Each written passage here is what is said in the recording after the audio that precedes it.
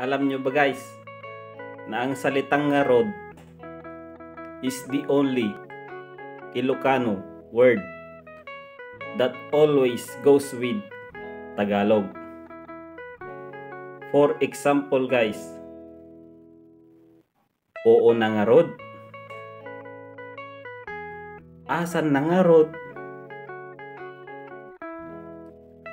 Wala pa siyang ngarod.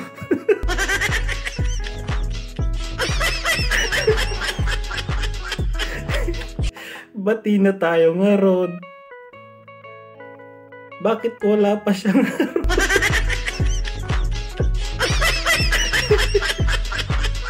Sorry na ngarod. So yun lang guys, laging nababanggit ang ng mga Ilocano yung ngarod pag sila ay nagtatagalog. Kaya maraming salamat ngarod sa inyong panonood.